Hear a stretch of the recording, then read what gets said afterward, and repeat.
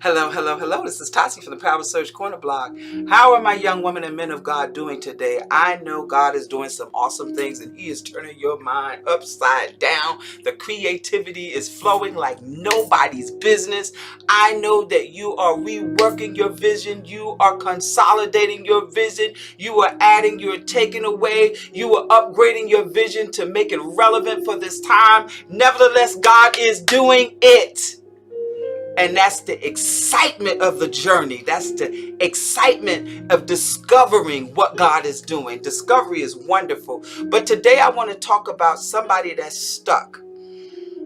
I've been running into a whole lot of people that are stuck on a vision board. You're stuck on a vision board, and you think God is not doing anything because it doesn't. What your vision is and His vision is not corresponding with what's on that vision board.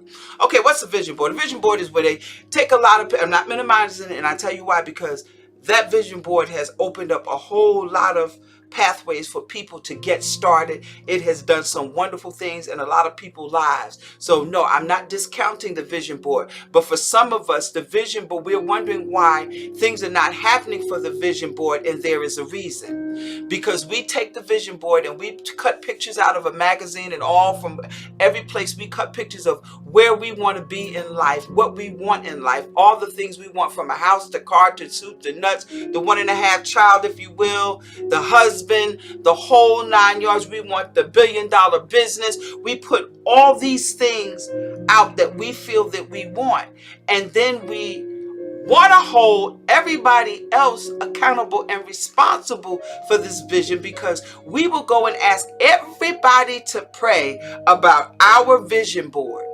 I'm not talking to just you. I'm talking to myself. It happened to me. And we want, oh, pray for me. Pray for me. I'm trying to get this together. I'm trying to get that together. And one day I stopped. I said, now you holding everybody else accountable because they haven't brought your vision to pass. Because when I looked at the board, nothing happened. Nothing happened. No time. I put the board in the closet. Next thing you know, nothing happened again. You know, when I would pull it out, and the amazing thing is I began to seek God. And as I began to truly seek God in a different way, not just my regular prayer life, but really began to spend time with Him and develop a greater relationship with Him and began to be more intimate with Him, it came to me just as nice. And it said, you can't, and I was moving. When I looked around and I began to really seek Him, I was further in the vision than I anticipated. So many things had taken place and turns had happened in the vision, but I didn't realize it because I kept looking at this vision board that had all these pictures on it, and I didn't have none of that. And the Lord said, how can you describe me in a picture that you cut out in a magazine? How can you cut out a picture to describe what I'm doing in your life? What picture can you find and cut out to show the battle that I brought you through? What picture can you cut out to show the spiritual fight that you went through day in and day out with the enemy? What picture can you cut out to show that, all your battle scars? What picture can you cut out of when you were crying all night long, and you and I were both rocking and crying, and you didn't have a selfie then, nor a selfie stick, and I ain't have time for no paparazzi and all that kind of stuff. I did not have a picture.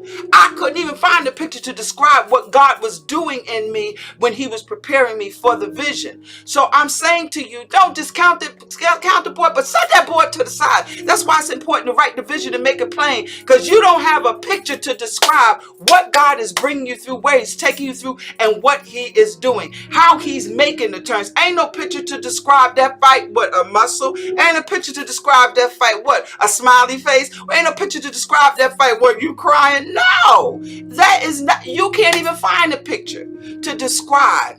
You can't even just find a picture to truly describe who God has been in your life as of now. Because God has so many facets that He's been to us in our life. And so when I began to go back to the board, that's when I realized that those were my desires. They weren't the desires of the Lord. And most of us, we got all this vision board. And I'm going to tell you, and it came to me just as clear as a bell. We got this vision board about everything that we want, everything that we desire, everything that we should have, but we don't have nothing in there to make room for God and his people. We don't have nothing on that vision board where you're being a blessing to his people. Everything is me, me, me, me, me, me, wonderful me. But when I began to walk away from that vision board and truly began to write the vision and make it plain, I was able to go back and rework the vision. I was able to go back and consolidate some things. I was able to go back and shift some things. I was able to break off and break away and break out some things. I was able to see where things was happening, where it was needed. I was able to upgrade my ministry and my business to make it relevant for his people today. But there isn't a picture to describe what you went through in prayer with God. There isn't a picture to describe the transformation while you're going through the transformation.